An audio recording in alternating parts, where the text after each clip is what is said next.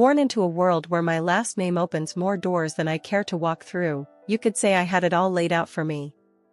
My dad's the big boss of a company you've probably seen tick across the stock exchange screen more times than you've cursed the morning alarm. Yes, that kind of rich. But if you're expecting tales of a golden girl, draped in designer and sipping champagne for breakfast, you've got the wrong story. Me? I've always kept it real, feet firmly on the ground. Money's nice, sure, but it's not everything. I chose a different path, one that's led me to places money can't buy and experiences no gold card can fetch. Charity work, helping those in need, and living a life that's, well, ordinary. That's me, Jessica. Not the heiress, just Jessica. So, I was stuck in one of those typical evenings where my friend Sarah decided we all needed to get out more. We ended up at this dive bar downtown, the kind where the beer's cheap and the lights are dim enough to hide your regrets. Sarah was all hyped up, going on about some guy she met online. "You've gotta meet him, Jess. He's totally your type," she kept saying. My type? Since when did she decide she knew my type? Anyway, we're there, and in walks this guy. Not Sarah's online prince, but another dude, Alex. He was there with some friends, looking as out of place as a cat at a dog show.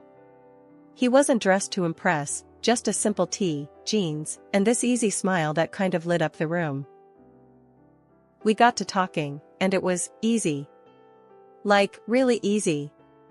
He worked some manager job at a place I'd never heard of, nothing fancy, but he talked about it with this passion that was kinda infectious. "You really dig your job, huh?" I remember asking, sipping on my third beer. "Absolutely," Alex shot back, leaning in. "Every day's a challenge. But hey, I'm not here to bore you with work talk. What about you?" Sarah mentioned charity work. I shrugged, trying to downplay it. "Yes, a bit of this and that. Just trying to do my bit, you know?" "That's cool. Really cool," he said, and I could tell he meant it. Not in a trying to impress you sort of way, but genuinely. The night rolled on, our group mingling, but Alex and I kind of stuck together, chatting about everything and nothing. It was refreshing, talking to someone who wasn't trying to sell me on some investment or brag about their latest acquisition. As the night was winding down, Alex got this look in his eye, like he was working up to something. "Hey, Jessica, I know this is kind of forward, but would you want to grab dinner with me sometime? Just us?" I remember feeling this mix of surprise and excitement. "Sure," I said, trying to sound cool about it. "I'd like that." On the way home, Sarah was all giggles and "I told you so's." I just smiled, thinking about the evening. Alex was a breath of fresh air in my often too stale world. Little did I know how much things were about to change. It wasn't long before going out turned into hanging out at each other's places, which, let's be real, mostly meant my cozy apartment because Alex's roommates were a circus and a half. One evening, sprawled on the couch after devouring what might be the world's most average takeout pizza, Alex turned to me, his eyes serious, but his tone light. "Jessica, how do you feel about making this a more permanent arrangement?" he asked, crumbs still clinging to the corner of his mouth. I raised an eyebrow. "You proposing we split a Netflix account or something more along the lines of a lease?" He chuckled, brushing off the crumbs. "Well, I was thinking more like a life together. But hey, we can start with Netflix." The simplicity of it, the straightforwardness, no grand gestures or dramatic backdrops, just us, in our element. It felt right. "Alex, if you're asking what I think you're asking. Yes. 1,000 times, yes." And just like that, with the aroma of cheap pizza as our witness, we decided to tie the knot. It was swift, sure, but when you know, you know. Telling our families was the next hurdle. My folks, well, they've always been about the "as long as you're happy" mantra, but this was putting it to the test. Dad, with his business empire, and Mom, the socialite, they had visions of me settling down with someone more in our circle. I broke the news over dinner, the fancy kind, where you're not sure which fork to use for the salad. "Mom, Dad, I'm getting married to Alex," I said, the words tumbling out in a rush. Dad paused, fork midair. "Alex? The manager chap? Well, that's quick." Mom simply smiled, a bit too tightly. "Dear, are you sure? This is rather sudden, isn't it?" But I was firm. "Yes, I'm sure. He's amazing, and we're really happy together." Their skepticism was palpable, but so was their love. "Well, if he makes you happy, darling," Mom conceded, and Dad nodded in agreement. Alex's folks were a whole different ball game. We went over to their place, a cozy little house that seemed always to smell like fresh cookies, or something equally comforting. Judy and Martin, they were as down-to-earth as they come, and they welcomed me like I'd always been a part of the family. "Alex tells us you're setting a date?" Martin asked, passing me a plate of those infamous cookies. "Yes, we're thinking sooner rather than later. Small ceremony, nothing fancy," I replied, trying to gauge their reaction. Judy beamed. "Oh, sweetheart, that's wonderful. We're just thrilled for you both." Their warmth was enveloping, a stark contrast to the cautious optimism of my own parents. It was clear, right from the get-go, that our worlds were different, but the common ground was the genuine happiness for me and Alex. Planning the wedding, we were on the same page: keep it simple, keep it us.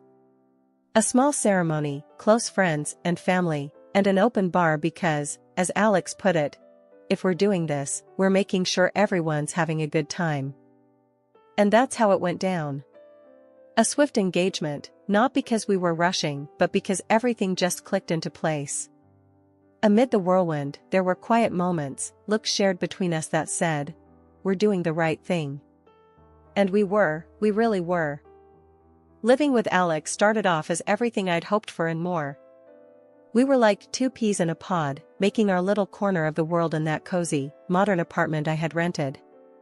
It was ours, filled with love, laughter, and a ton of takeout containers, because, let's face it, neither of us were winning any awards in the kitchen. It wasn't long before I started noticing how Alex's parents, Judy and Martin, had this way of dropping hints about things they liked or needed whenever they came over. At first, it was subtle, almost cute. "Oh, Jessica, that's a lovely coffee maker. Must make mornings a breeze," Judy would say, eyeing our shiny new appliance with a gleam in her eye. Or Martin, "This sofa is just divine. Our old one's been giving me a right pain in the back, you know." Wanting to be the good daughter-in-law, I'd surprise them with gifts here and there. A coffee maker for Judy, a comfortable new sofa for their living room, and so on. Their initial reactions were always the same, a mix of surprise and a little bit of guilt. "Oh, Jessica, you shouldn't have. This is too much," Judy would exclaim, her hands fluttering to her chest. But, you know, humans are funny creatures. Give them an inch, and they'll take a mile. Those initial protests faded away, replaced by a growing list of subtle hints that were about as subtle as a brick through a window. "Dinner at your folks' place was lovely, dear. Did you see that new TV they have? Crystal clear. Ours is practically ancient." Alex would relay his parents' latest comments, oblivious to the change in their tone. One evening, after I'd just dropped a not-so-small fortune on a fancy new TV for them, Alex and I were curled up on the couch, my head resting in his lap. "They really loved the TV, babe. You're amazing, you know that," he said, his fingers running through my hair. I sighed, the weight of their expectations starting to press down on me. "Alex, do they expect us to keep doing this? It's getting a bit much, don't you think?" He paused, his hand stopping mid-stroke. "What do you mean? They're just happy, that's all." "Happy or taking advantage?" I pushed back, sitting up to look at him. "It feels like we're their personal shopping service." Alex was taken aback, his brow furrowing. "They're not like that, Jess. They're just not used to nice things, that's all." "But where does it end, Alex?" "It's like they've got a taste for it now, and they're not looking back," I argued, frustration creeping into my voice. The conversation ended with an uneasy truce, but it was clear we were on different pages. Judy and Martin's gratitude had morphed into entitlement, and it was putting a strain on us, on me. I loved Alex, but I wasn't about to become a bottomless ATM for his parents.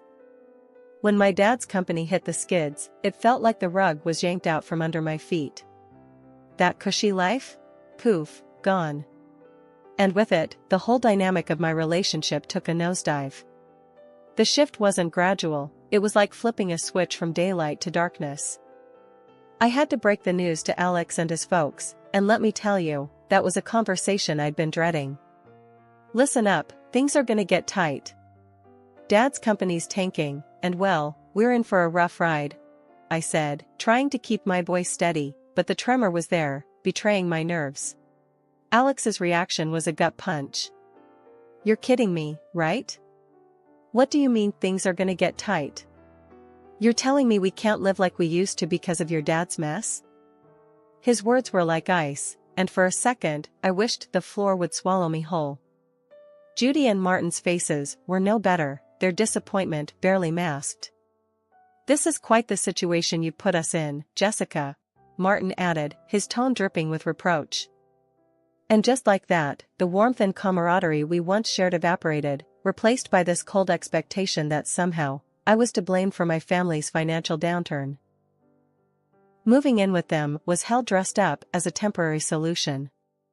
Our once independent life got swapped for a guest room that felt more like a cell in the house of the two people who clearly saw us as a nuisance. The atmosphere was charged with tension, every day a reminder that I'd somehow failed them. We're cutting back on everything because of this, Judy would remind me, her voice sharp, as she served dinner that was a far cry from the lavish meals we used to enjoy. And Martin, always with a comment on saving costs. Make sure those lights are off. We're not running a charity here. But Alex, he was the hardest to bear. The man I married seemed to have vanished, replaced by someone who saw me as a letdown. Can't you do something? Talk to your dad? It's like you don't even care we're living like this. He'd snap, anger flaring over the smallest things. Our conversations, once easy and filled with future plans, now were minefields. Every word I said was a potential trigger for another outburst. I thought marrying you meant security, not this struggle, he'd throw at me during arguments, his words slicing through me. It was clear we weren't just dealing with financial stress. This was a test of our relationship, a revelation of true colors under pressure. I was stuck in the middle, battling the disillusionment from my husband and his parents, while grappling with my own sense of failure. Judy's birthday dinner was supposed to be this cozy family thing at some upscale restaurant, a break from the constant tension. But it turned into the showdown of a lifetime. I should have seen it coming, the way things had been going at their place. We're all sitting there, menu in hand, and I'm trying to keep the peace, just blend into the background. That plan got torpedoed the second orders started flying. Alex, with this grin that made my skin crawl, goes, "Let's get the steak and the lobster for us," and he throws a look my way, 1 part smug, 2 parts cruel. Jessica can do with the soup of the day. Gotta save where we can, right? They all laugh like it's the best joke they've heard in ages. Judy adds her 2 cents. Absolutely, can't have Jessica overspending now, can we? I felt this flush of heat, not embarrassment, but pure fury. Really? Soup? What's this, some kind of sick joke? I snapped back, my voice sharper than I intended. Oh, come on, Jessica. It's just a bit of fun, Alex said, that smirk still plastered on his face. That's when I lost it. Fun? This is your idea of fun? When the chips are down, you just show how petty you really are. I can't believe I fell for your act. You could hear a pin drop. The whole restaurant was watching now, the awkwardness off the charts. I didn't sit back down. Keep your fancy dishes and your pathetic jokes. I'm out, I said, standing up so fast my chair nearly toppled over. The noise echoed, turning more heads our way. Alex reached out, trying to play the peacemaker. Jessica, don't. Let's not make this a scene. A scene? You think I care about making a scene after that stunt? This is about respect, something you clearly have none of. I yanked my arm free and made for the exit, the weight of their stares on my back. Stepping out into the night felt like breaking out of prison. My phone was blowing up, Alex no doubt, trying to do damage control. I ignored it, my mind made up. I drove back to their place, a storm of emotions brewing inside. How had things gone so sour? Alex and I were a team, or so I thought. But that dinner? It was a slap in the face, a wake-up call I couldn't ignore. Back at the house, I packed my bags in record time, each folded shirt a reminder of the life I was leaving behind. It wasn't just about leaving a place, it was about leaving a relationship that had shown its true colors. I turned off my phone, cutting off the barrage of messages. The silence was eerie, but welcome. That night wasn't just the end of a disastrous dinner, it was the close of a chapter one had no interest in revisiting. After the disaster that was Judy's birthday dinner, I found myself driving to my parents' house. The night was quiet, a stark contrast to the storm raging inside me. By the time I pulled up to their driveway, my decision was made. I needed sanctuary, yes, but more than that, I needed advice, something only my dad could offer. Walking into the house, the familiarity of it all was both comforting and jarring. Mom was asleep, but Dad was up, sitting in his study, surrounded by papers that seemed less important the moment I stepped in. "Jessica? What are you doing here at this hour? Is everything okay?" He stood up, concern etching his face. I took a deep breath, the events of the evening pouring out of me in a flood. I told him about the dinner, about Alex and his parents, and how I felt like I'd been reduced to nothing but a source of income for them. Dad listened in silence, his expression hardening with every word. When I finished, he sighed, a sound that carried years of experience and a hint of sorrow. "Jessica, I saw this coming. I just hoped I was wrong," he finally said, his voice steady but filled with empathy. "How could I have been so blind, Dad?" "I thought Alex. I thought we were different," I said, feeling the weight of my naivety. He walked over, putting an arm around my shoulders. "You wanted to see the best in him, in them. There's no fault in that. But people show their true colors in tough times. It's a hard lesson, but an important one." I nodded, the reality of his words sinking in. "But what do I do now? I can't go back there." "You'll stay here, for starters. As for the rest, we'll figure it out together," he assured me, his confidence a balm to my frayed nerves. Then, he shared something that took me by surprise. "You know, the company's situation isn't as dire as it seems. We're actually on the verge of a breakthrough." It was a strategic move, a way to weed out the opportunists. I stared at him, stunned. "So, you mean to say we're not broke?" He chuckled, a sound that was part relief, part amusement. "Far from it. But it was important to see who would stick around when the chips were down. Unfortunately, Alex and his family showed their true selves. The revelation was a lot to process. My anger towards Alex and his parents was now mixed with a sense of vindication. They had revealed their true motives, and in doing so, had freed me from a future of manipulation and deceit. "Dad, I don't know whether to be relieved or furious," I admitted, the emotions battling inside me. "Be both. It's okay. But remember, this experience has taught you something invaluable about people and their intentions. Use it, learn from it," he advised, his words grounding me. Walking up to Judy and Martin's house the next day felt like heading into the lion's den. I was ready for a showdown, but nothing could have prepared me for the cold reception I got. Alex was standing there, divorce papers in hand, with a look that could only be described as triumphant disdain. "Here you go. Let's get this over with," he said, practically shoving the papers at me. His parents were hovering behind, barely containing their glee.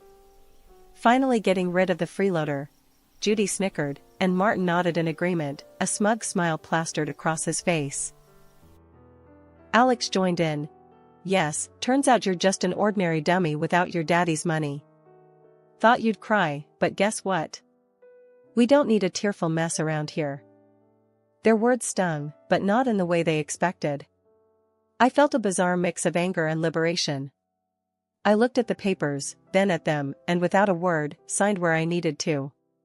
As I did, their smiles widened, thinking they'd won. But I had the last laugh. Pulling out a newspaper from my bag, I slapped it down on the table with more force than necessary.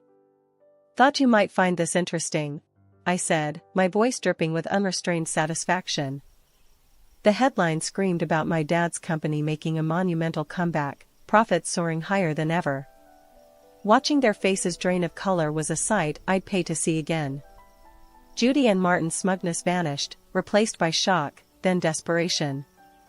Alex's arrogance crumbled, leaving him looking like a child who'd just lost his favorite toy. Judy suddenly switched gears, stepping towards me with arms wide open.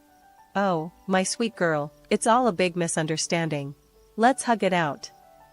Martin, ever the opportunist, chimed in. "Let's not rush things. Sit down, have a coffee, and we can talk this through." And Alex, oh, Alex, he was the picture of regret. "I was wrong, okay? We can fix this. I want to make everything right.